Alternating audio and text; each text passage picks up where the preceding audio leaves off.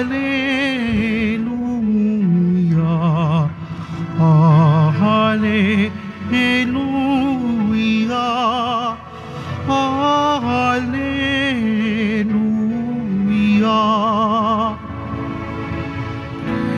Kayong mabigat ang pasan ay kay Jesus maglapitan upang kayo'y masiyahan. Hallelujah. Hallelujah.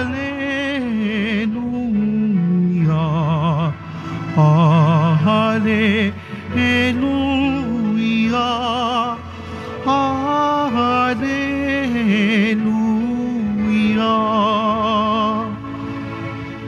Sumainyo ang Panginoon. At sumayo rin. Ang mabuting balita ng Panginoon ayon kay San Mateo. Papuri sa iyo, Panginoon.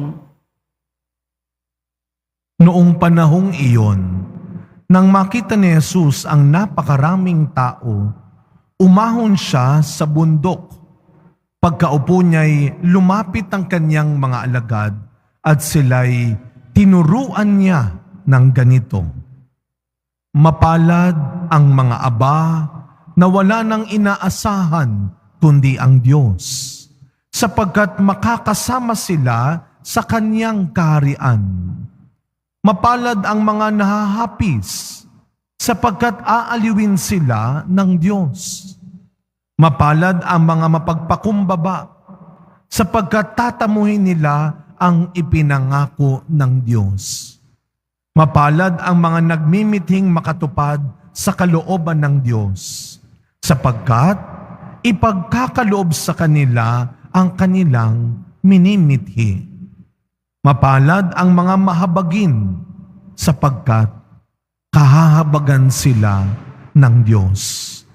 Mapalad ang mga may malinis na puso, sapagkat makikita nila ang Diyos.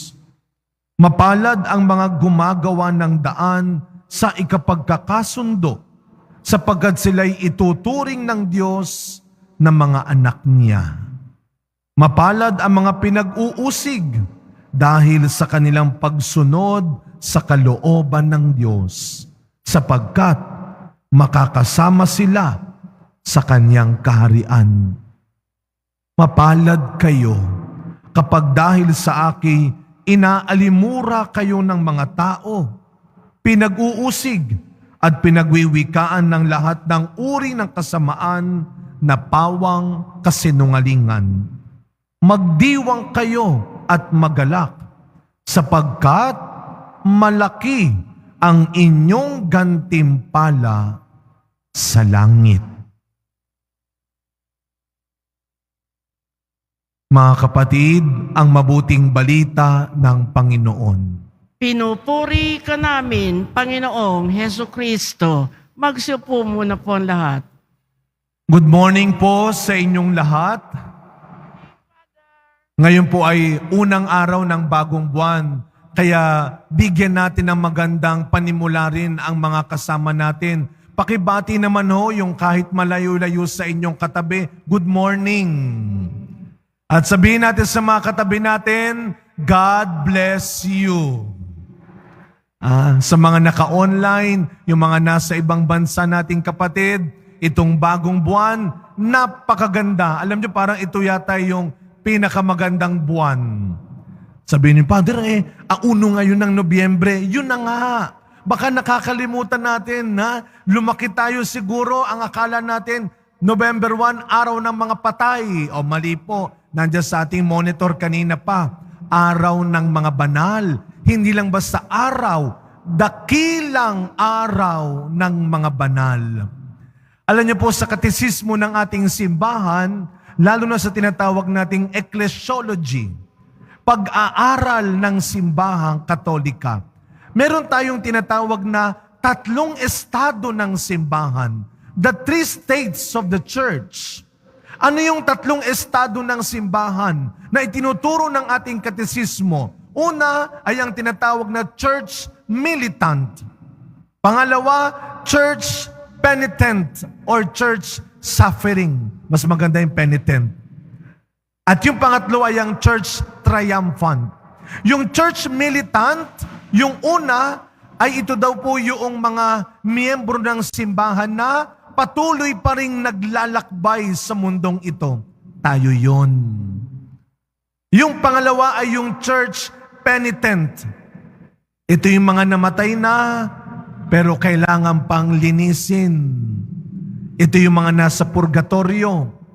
At yung panghuli ay yung tinatawag na church triumphant. Alam niyo na kung ano ibig sabihin yan.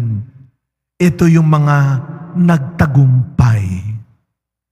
Sila ang mga nasa langit na, kaharap ang kaluwalhatian ng Diyos.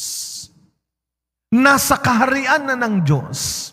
Yan ang sinasabi ng unang pagbasa natin, ang pangitain ni Juan. Nakakita ako ng maraming tao. Hindi mabibilang natin. Puro mga nakaputi. At sila'y pawang umaawit ng papuri sa harap ng Diyos. Ito yung church triumphant. At sila ang mga ginugunita natin ngayong araw. Baka sabihin ninyo, ay baka ito yung mga santo lang, si San Lorenzo, Saint Benedict, San Padre Pio, Santa Clara. Hindi lang silang mga kilala natin.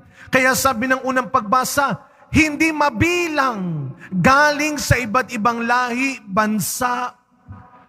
Kaya ibig sabihin mga kapatid, lahat tayo may future. Lahat tayo may hinaharap. Lahat tayo, in other words, may pag-asa. Hindi man tayo mailuklok sa taas ng altar ng simbahan.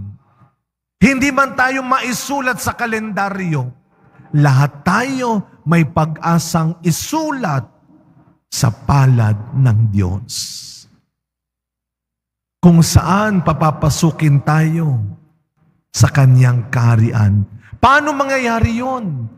Tayong mga church militant na nandito pa, may pag-asa pa. Ang sinasabi ng ikalawang pagbasa natin, kilalanin mo ang Diyos. Yan din ang unang sinasabi ng ebanghelyo natin. Sino ang mga tunay na mapalad? Sino ang mga tunay na matagumpay? Sino ang mga tunay na magwawagi pagkatapos ng buhay natin sa mundong ito? Para yung isang competition o laban. Kaya nga may termino tayo, laban lang sa buhay. Laban lang. Hanggat tayo humihinga pa, buhay pa, may laban tayo. Kasi ang laban natin dito sa mundo ay hindi yung laban para sa Diyos. Hindi tayo nabubuhay para lang makipaglaban sa mundo, kundi para kay Kristo. Ano ang unang sinasabi? Sino ang tunay na mapalad? Kayong mga wala nang inaasahan, kundi ang Diyos. Ang sabi ng ikalawang pagbasa, kilalanin natin ang Diyos. Mga kapatid, ipinanganak man tayong hindi pare-parehong mayaman, matalino, sikat, talented. Huwag nating kalilimutan, lahat tayo ipinanganak para magtagumpay, para magwagi. We are all born to become victorious, not victims. Huwag tayong magpabiktima sa isang maling hangarin, maling pag-iisip, maling pananalita, maling gawain.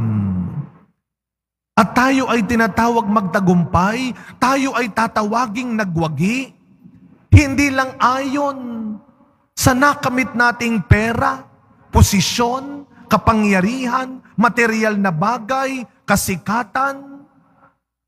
Tayo ay tinatawag magtagumpay sa pagkakamit natin ng langit na hinahanda ni Kristo para sa atin. Kaya ang tanong sa unang araw ng Nobyembre, ito'y wala lamang kinalaman ng Lunes. Pero ito araw-araw, tinatanong ng Panginoon, ano ang huling bagay na naipanalo mo?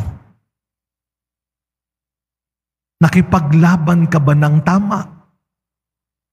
Inilaban mo ba ang buhay na pinahiram ko sa iyo ng mabuti, ng tama, o winawalang mo lang, o sinasayang mo lang?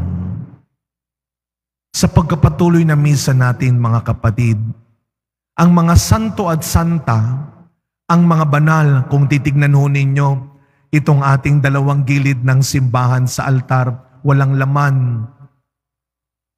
Pero ang mga nakalagay dyan ay mga santo.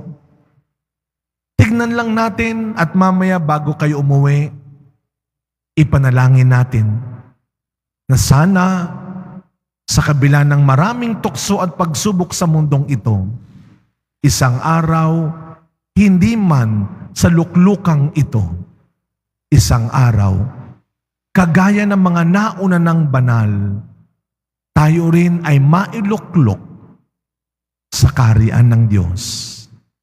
Nandito tayo sa mundo, pero hindi tayo para sa mundo. Sa pamamagitan ng panalangin at mabuting ginagawa, marating sana natin ang langit na hinahanda ni Kristo para sa atin. Amen.